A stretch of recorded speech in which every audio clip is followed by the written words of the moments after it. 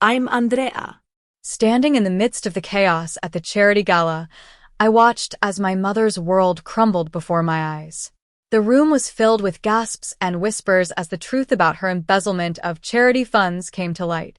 I held my 5-year-old daughter, Mia, close to me, her little hand clutching mine tightly.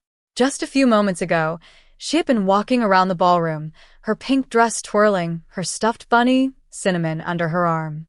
She had approached my mother and asked, in her innocent voice, "Grandma, why did you leave us at that cold place on Christmas?" The question hung in the air, piercing through my mother's facade of elegance and philanthropy. It all started a few weeks back.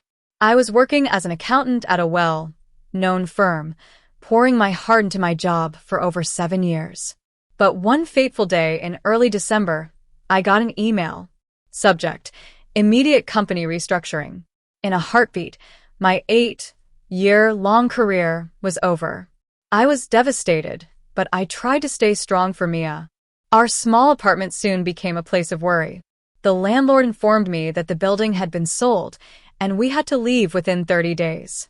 My savings were quickly diminishing, and job hunting during the holiday season was a nightmare. I sent out countless applications, but most came back with rejections. Desperate, I turned to my mother, Caroline.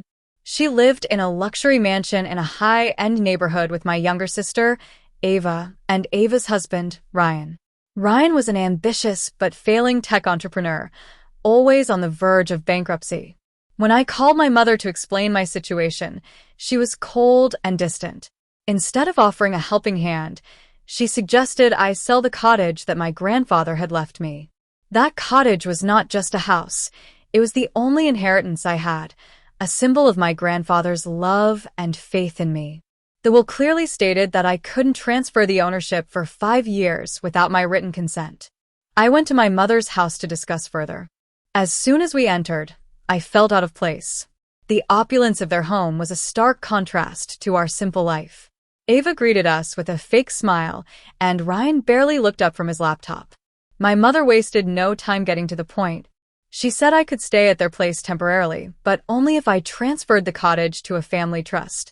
Ryan explained that his company needed the property as collateral for a loan. I refused firmly, insisting that the cottage was my and Mia's future. My mother's tone turned icy. "If you don't cooperate, figure it out yourself," she said. As I left, Ryan whispered to Ava, "Give her a week. She'll come crawling back." The next 2 weeks were a blur of more rejections and dwindling funds. By Christmas Eve, I had only $400 left, and we had nowhere to go. I swallowed my pride and called my mother again. She agreed to pick us up, and for a brief moment, I felt a glimmer of hope.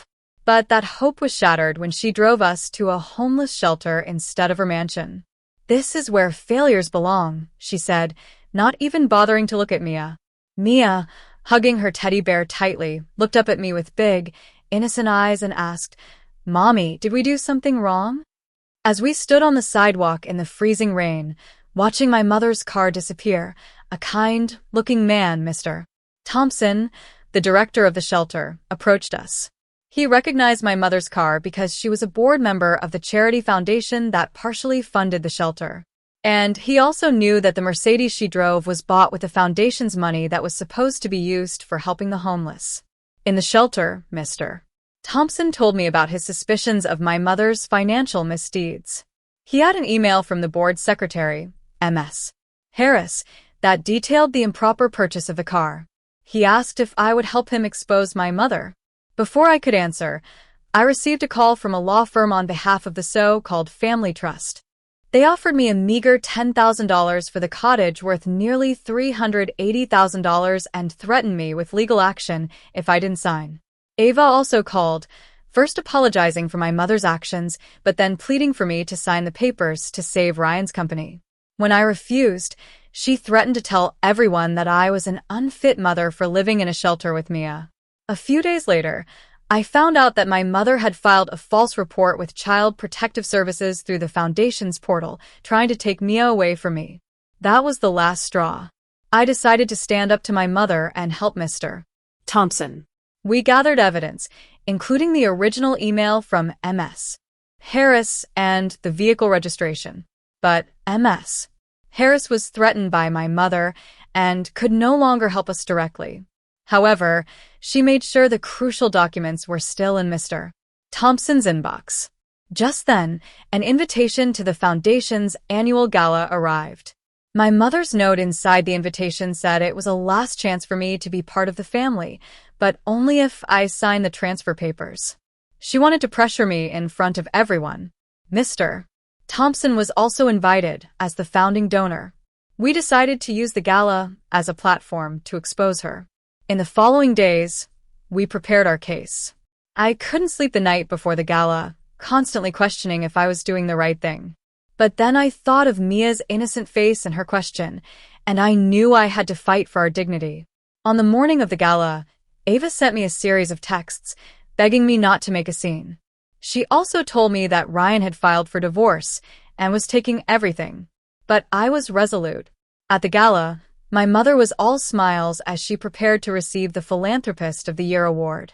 But just as she was about to bask in the glory, Mr. Thompson stood up and announced his intention to request an independent audit. He presented the evidence of the misappropriation of funds, and I added my part, telling everyone about my mother's attempts to take my cottage and her cruel act of leaving us at the shelter on Christmas Eve. My mother's composure cracked, and as Mia's innocent question hung in the air, the truth was exposed. Within minutes, the board voted to suspend my mother, and many donors withdrew their contributions. After the gala, Mr.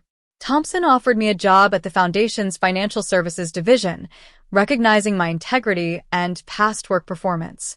He also told me that the Foundation had a program to help me repair the cottage. As winter turned to spring, Mia and I moved into the renovated cottage. The roof was fixed, and the walls were painted in the colors Mia had chosen. One evening, as I was making dinner, Ava texted me, apologizing for everything. She was now alone, having lost Ryan and her home. But I wasn't ready to forgive her just yet. I needed time to heal. Mia and I were planting tomatoes one Saturday when she asked me why Grandma didn't visit. I told her that sometimes people we love make bad choices, and it's okay to love them from afar. She nodded seriously and said, "People are mean when they're scared. Mrs. Green at the shelter said so." Looking at her, I realized that I no longer needed my mother's approval. I knew my worth, and I was determined to protect Mia and give her the life she deserved. The fireflies danced in the garden that night, and I finally felt at peace.